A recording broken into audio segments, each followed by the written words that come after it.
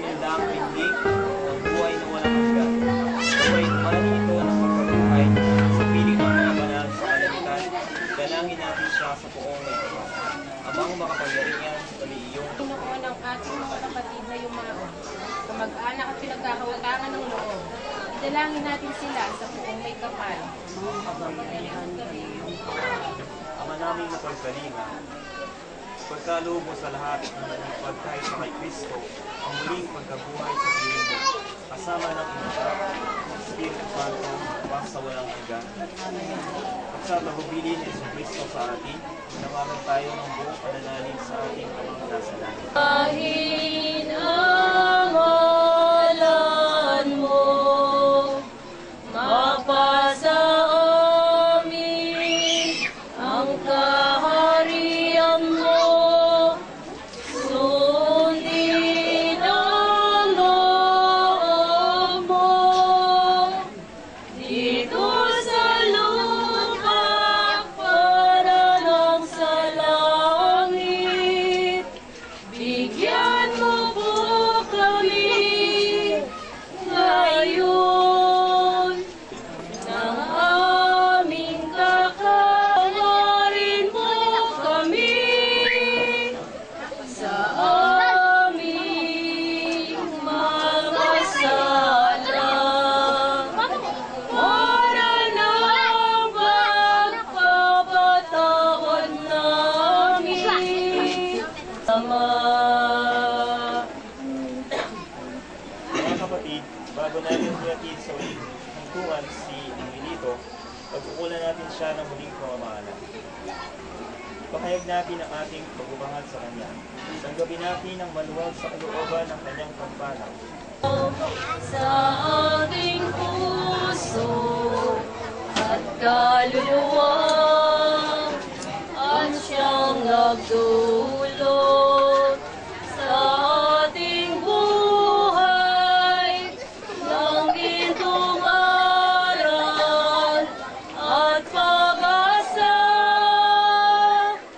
pag-ibig ang siyang bukambang kahit na tayo'y magkawalay.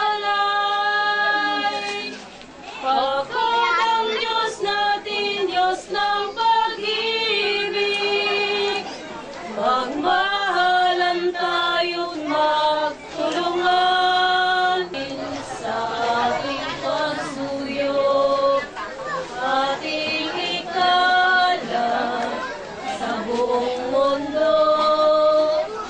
Pag-ibig ni Jesus ang siyang sumakop sa mga pusong uhaw sa pagsuyo, magtulungan. At kung tayo'y bigo, ay huwag limutin na may Diyos tayong nagmamahal. May pag-ibig, Diyos at pag-ibig.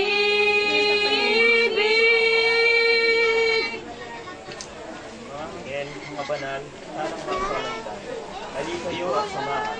Ang giliw naming pumanaw sa piling santo. Sa paraiso magkikitang muli tayo, samahan ka ng mga santo. Kahit na may mauuna, tayo rin ay magsasama, upang lagi tayong lumigaya sa piling ng Diyos Ama.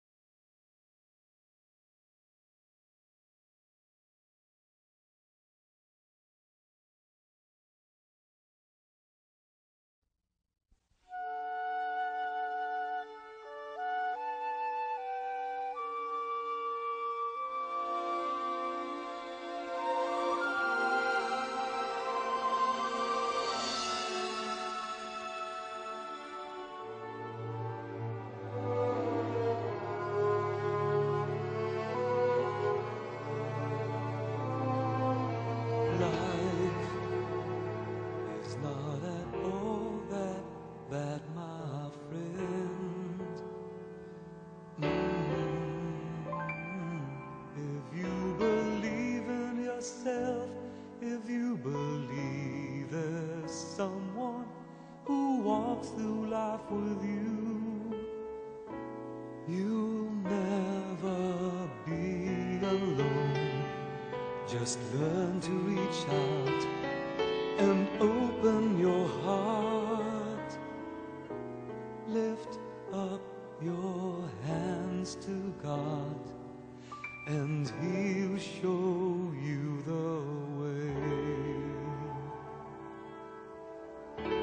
And He said, cast your burdens upon me, those who are heavily laden.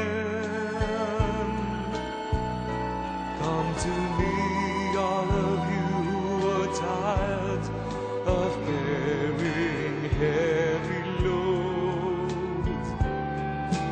For the yoke I will give you is easy, and my burden is light. Come to me, and I will give you rest. Po sa lahat, mga taga rito sa inyong pong lugar, at sa kapahintulutan po ng pamilya ni Kuya Lito, ay ako po si Pastor Richard Rapas, at kasama ko po ang aking may bahay at isa pong kasama natin Pastor Alex mula po sa Laguna. Ay amin po pinapabatid sa inyo ang aming pagpapaabot ng pakikiramay in behalf of All Nations Gospel Ministry. Kami po ay nakikiramay po sa pagyako o pag-alis ni Kuya Lito. Sa sandali po ito ay nais ko lamang po na magbahagi ng ilang mga bagay na mula sa salita ng ating Panginoon, salita ng Diyos, na magbibigay mo sa atin ng pag-asa kung sakali po na tayo po ay may mga katanungan tungkol po sa buhay at kamatayan.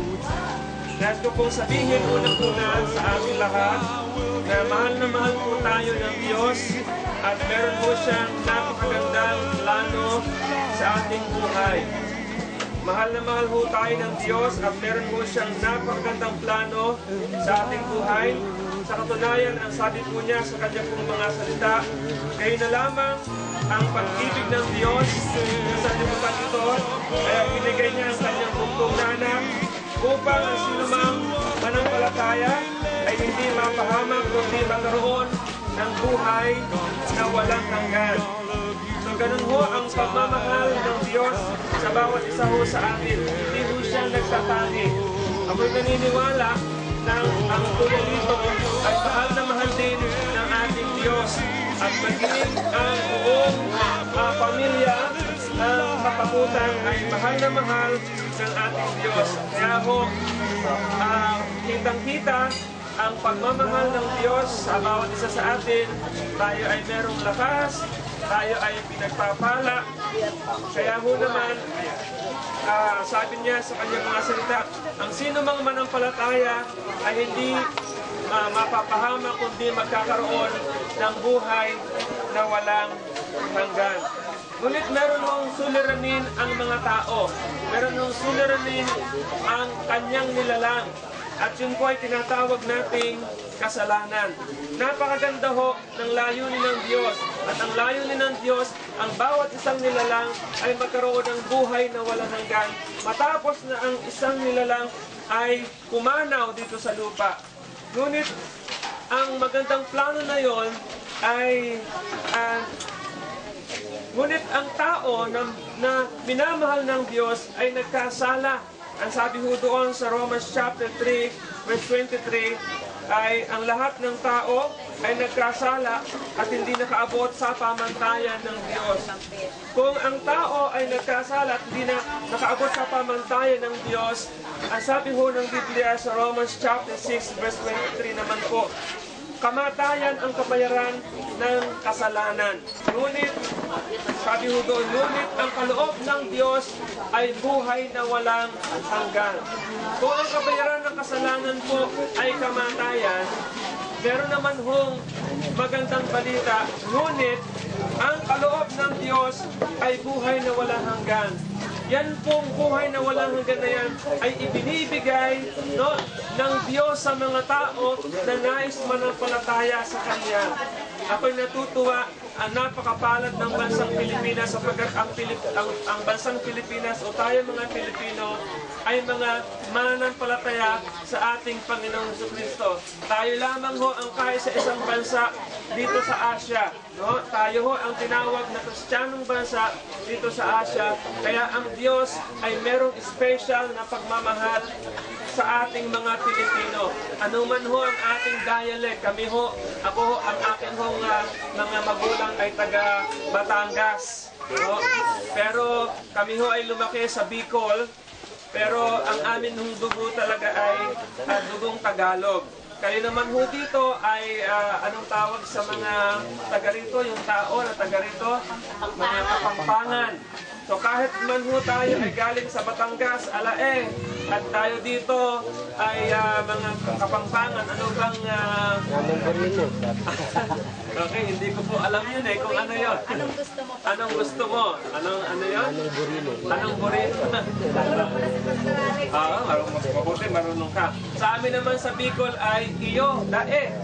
Pero gaano man, ang iba't iba man ang ating lengguwahe, mahal na mahal ho tayo ng Diyos sapagkat ipinagkaloob niya ang kanyang bugtong na anak upang ang sino man ho sa atin, bata, matanda, may kakayanan man o wala, ay minamahal ng Diyos. At ang sino mang manampalataya ay hindi mapapahamak, kundi magkakaroon ng buhay na walang hanggan.